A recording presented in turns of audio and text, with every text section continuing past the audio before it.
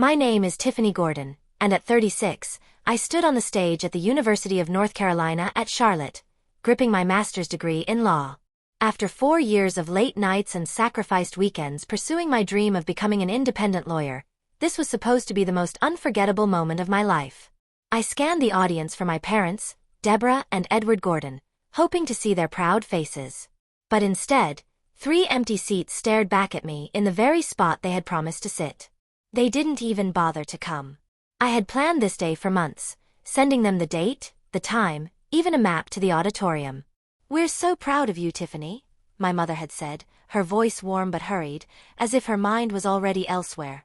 And then they made the excuse of being too busy. Busy with what? A small party at my sister Shannon's house to celebrate a contract she had just signed as a freelance event planner. A party more important than my graduation.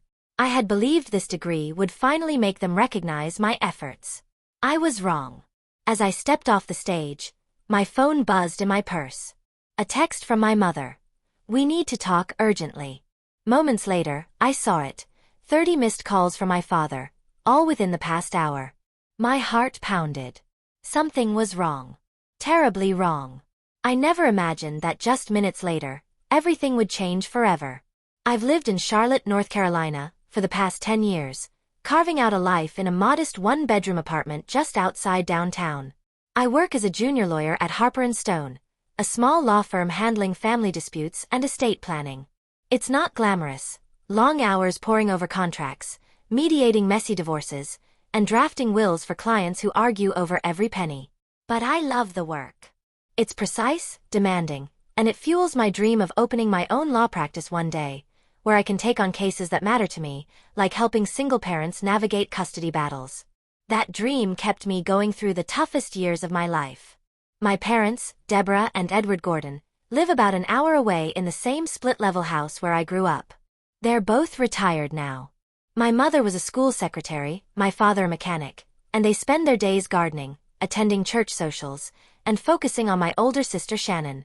At 40, Shannon is a freelance event planner, always talking up her latest gigs like they're the talk of Charlotte. Her most recent big win was a $10,000 contract to organize a small wedding for a local couple.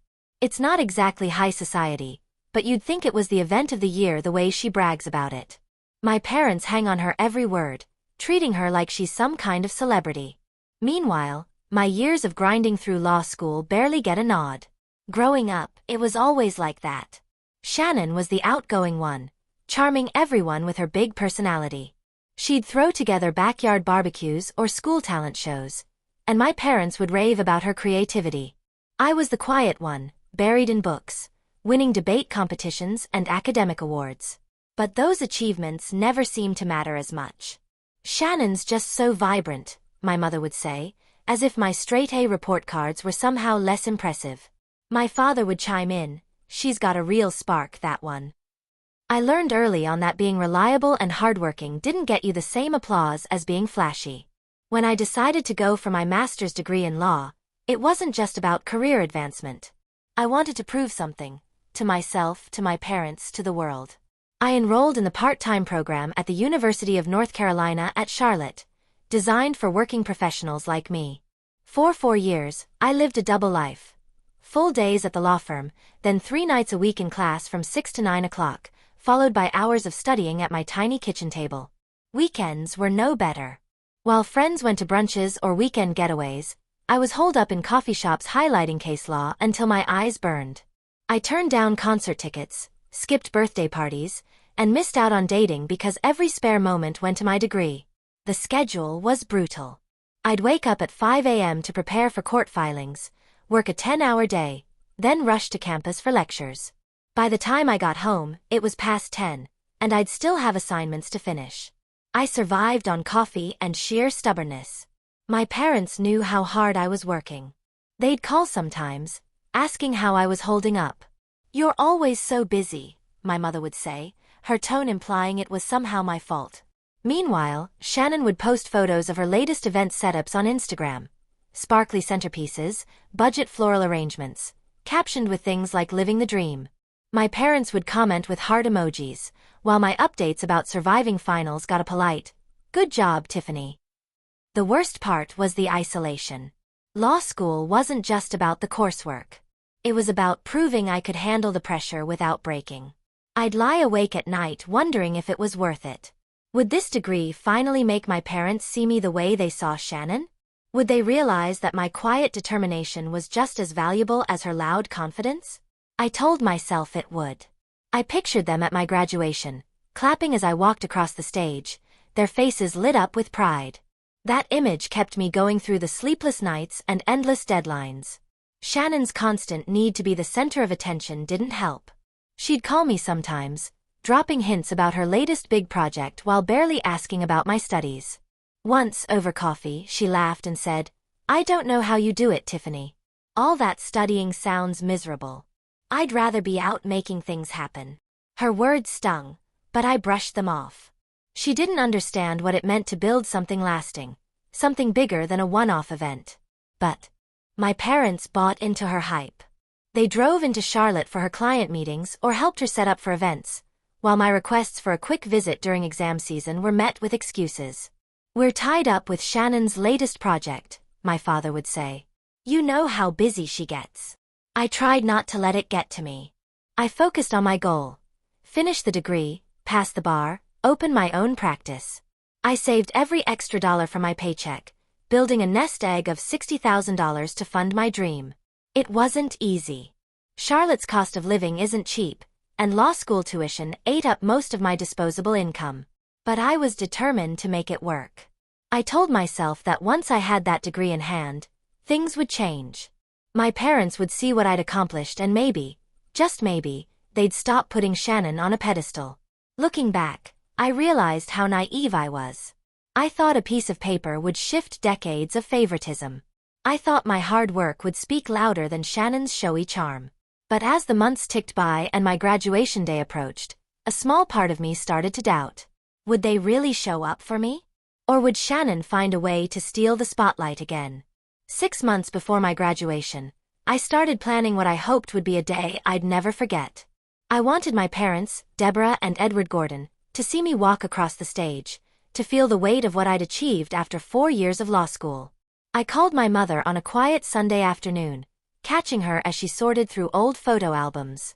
"Mom, my graduation is May 15th at 2 p.m., I said, my voice tinged with excitement. "I really want you and Dad there. It means a lot to me." She paused, then said, "That sounds wonderful, Tiffany. We'll put it on the calendar." I called my father next, his voice rough from a long day in the garage. "Got it, Tiffany." "Sounds good," he said. Their words felt like a promise, and I held on to them, imagining their proud faces in the crowd. I spent weeks scouring Charlotte for the perfect restaurant for a celebratory dinner after the ceremony. I settled on Lulch Vita, a small Italian place downtown with warm lighting and homemade ravioli. It cost $300 to reserve a table for 4, including myself, a splurge, but I told myself it was worth it for a milestone like this. I booked it with my credit card, pushing aside the slight sting of the expense. Then I bought a dress, an emerald green sheath that cost $200. Simple but elegant, perfect for wearing under my gown and for dinner afterward. I even made a hair appointment at a salon near my apartment, a rare treat for someone who lived in practical sweaters and jeans. For the first time in years, I felt a spark of joy instead of the usual grind.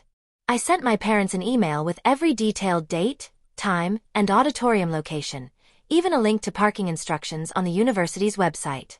"I can't wait for you to see me graduate," I wrote, adding a hopeful smiley face. My mother replied the next day, "So proud of you, Tiffany. Looking forward to it." My father's response was short. "Thanks for the info. See you then." I read those messages over and over, picturing them clapping as I accepted my master's degree in law. It felt like the finish line was finally in sight. 3 weeks before the big day, that hope flickered. I was at my desk reviewing a client's custody agreement when my phone pinged with a text from Shannon. "Hey, I'm throwing a small party on May 15th to celebrate a new contract. Just landed a $10,000 wedding gig. You should come by after work." My stomach twisted. May 15th was my graduation day. I had told Shannon the date months ago over coffee when I was buzzing about finishing my degree. Had she really forgotten? Or was something else going on? I called her right away, my fingers gripping the phone. "Shannon, your party's on my graduation day," I said, keeping my voice steady. "I told you the date. Can you move it to another weekend?" Her response came fast, light, and careless. "Oh, Tiffany, I totally forgot. But it's not a big deal, right? It's just a ceremony. My part is for a huge career move, and I've got clients who can only make it that day." Her words hit hard like a door slamming shut. Just a ceremony. 4 years of late nights, skipped vacations, and endless case law reduced to nothing. I tried to reason with her. "Shannon, this is my master's degree. It's important to me. Can't you pick another day?" She sighed like I was making things difficult. "Tiffany, relax. I already sent invites, and it's too late to change. Besides, Mom and Dad can probably do both. It'll work out."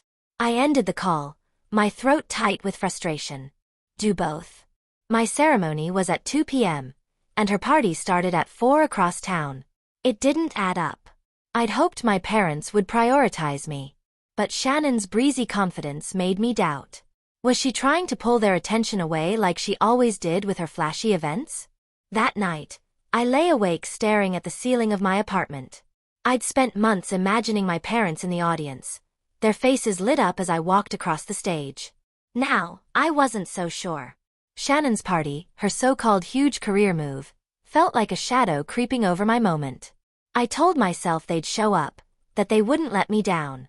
But a quiet doubt nodded at me, whispering that I might be wrong. The morning of graduation started with a quiet buzz of anticipation in my chest. I woke at dawn, too restless to sleep, knowing this was the moment I'd worked 4 years to reach. I slipped into the emerald green dress I'd bought just for today, pulling on my black graduation gown over it.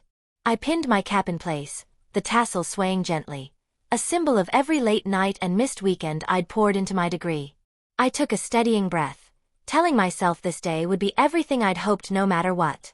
I arrived at the campus auditorium just after 1 p.m., blending into the crowd of graduates in their identical black gowns. The air hummed with excitement, classmates posing for photos with their families, parents holding flowers, siblings waving balloons.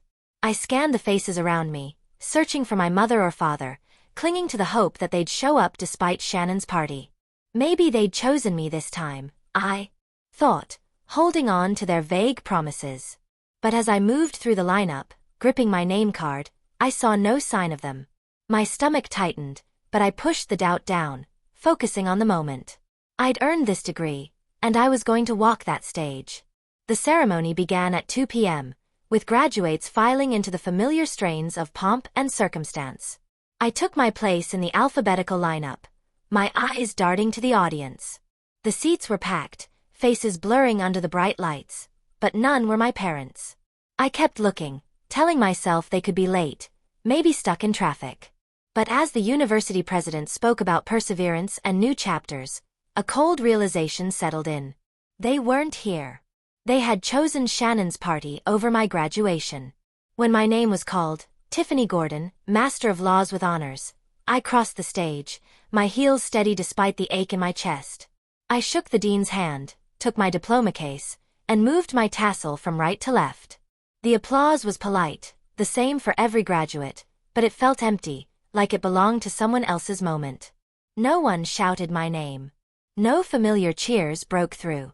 I forced a smile for the photographer, but the loneliness was crushing. This was my triumph, and I was facing it alone. Back at my seat, I clapped automatically for other graduates, my mind spinning. I'd given my parents every detailed location and practically begged them to come. Why weren't they here? Shannon's $10,000 party couldn't possibly outshine this. The doubt I'd felt after talking to her weeks ago sharpened, cutting deeper. Had they ever meant to show up, or was her spotlight always going to win? After the ceremony, graduates spilled onto the lawn outside, families reuniting in bursts of hugs and laughter. I stood on the sidelines, my diploma case heavy in my hands, watching parents embrace their kids and snap proud photos. I felt like an outsider in my own victory. I pulled out my phone, hoping for a text from my mother or father. An apology, an explanation, anything. There was nothing. Then I froze. Shannon had posted a photo an hour ago, right during my ceremony. It showed my mother and father at her house, raising wine glasses in a toast with a small group. The caption read, "Celebrating my big contract win with my favorite people." My breath caught. They were there at Shannon's party, smiling like my graduation didn't matter. I zoomed in, seeing my mother's proud smile, my father's arm around her. The hurt hit like a wave, raw and overwhelming. Another feeling stirred. Cold. Sharp suspicion. Shannon knew my graduation date. I had told her months ago. Why had she picked today for her party? It wasn't a coincidence. I'd been climbing in my legal career, planning to open my own practice, and she'd always seemed uneasy about it, like my success was a threat. Was this her way of keeping the focus on her, pushing my moment into the shadows? I shoved my phone into my purse, hands shaking. I tried to hold on to the pride of my degree, the years of work it represented. I posed for a few photos with classmates, forcing a smile as they chatted about family plans. But that Instagram post burned in my mind, a wound I couldn't ignore. I headed to my car, the diploma case heavier than it should have been. I'd planned a dinner at Lulch Vita, but now I wasn't sure I could face it alone. Something felt wrong, and I was starting to think Shannon had planned it that way. During the ceremony, I'd been too busy crossing the stage and forcing smiles to check my phone. Merging onto the highway toward my apartment, I glanced down, expecting only silence. Instead, my chest tightened, a text from my mother glowed on the screen. "We need to talk urgently." Below it, 30 missed calls from my father, all within the past hour. My grip on the steering wheel tightened as dread and confusion rose inside me. What had happened? I pulled over to a gas station and called my father back. "Dad, what's going on?" I asked, voice unsteady. His reply came fast, strained with panic. "Tiffany, it's Shannon. She fell at her party down the stairs. She's hurt bad, in the hospital now. We need you here." My mind spun. Shannon hurt. The image of my parents toasting at her party flashed in my head, reigniting the sting of their absence. "Which hospital?" I asked, trying to focus. "Carolina Medical Center. 10 minutes away," he said. I hung up, torn between worry and the raw hurt still burning in my chest.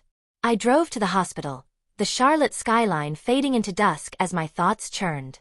Part of me wanted to turn around, let them handle it. But another part, the one still tied to family despite everything, pushed me forward. In the waiting area, I found my mother and father, their faces pale and tense. "Mom, Dad, what happened?" I asked, voice sharper than intended. "My God, Tiffany, thank God you're here," my mother said, twisting a tissue in her hands. Shannon was drinking at her party, celebrating that new contract. She tripped on the stairs, fell hard. The doctors say she's got a broken femur and a mild concussion. She needs surgery. $50,000, maybe more. We don't have that kind of money. My father nodded, his voice low. Her freelance work doesn't come with good insurance. Tiffany, we're out of options. Can you help? I froze. $50,000. I had $60,000 saved for my law practice, every cent scraped from years of careful budgeting. They were asking me to give up my dream for Shannon, the sister who'd planned her party on my graduation day. "You're asking me to pay?" I said, voice shaking. "After you didn't show up for my ceremony? You were at her party smiling for photos while I stood alone on that stage." My mother flinched. "Tiffany, we wanted to be there, but Shannon said her party was critical for her career. She said it was a one-time chance, that your ceremony was just a formality. We thought you'd understand." A formality. 4 years of work, reduced to nothing. I pulled out my phone, remembering an email my mother had forwarded weeks ago, one I had skimmed over. It was from Shannon to my parents, copied to me by mistake. "Tiffany's graduation is just a formality. She won't mind if you skip it to support me." The words burned into me. "Mom, you sent me this. Shannon told you to skip my graduation. She planned this on purpose." My mother's face crumpled. My father stepped closer. "We made a mistake, Tiffany. But Shannon needs this surgery. Please, you're our only hope." I took a deep breath. "I'll pay for the surgery," I said, voice low but steady. "But this is the last thing I'll ever do for this family." I arranged the transfer for $50,000, watching my savings drain away. That night, I canceled the celebratory dinner I'd planned. I blocked my parents and Shannon on every platform. I left Charlotte, moving to Miami to start fresh, using the last $10,000 for a small office for my law practice. In Miami, I built my life on my terms. Clients came, cases were won, and every victory reminded me my worth didn't depend on anyone else. My parents tried to reach out. I didn't respond. Shannon's career faltered, but I felt no guilt. Looking back, my graduation wasn't just about a degree. It was about learning who I am when the people I love most let me down. My value doesn't depend on their approval. It's in the choices I make, the boundaries I set, and the life I create. I paid for Shannon's surgery not out of obligation, but to close that chapter with no regrets. Cutting them off wasn't easy, but it was freedom.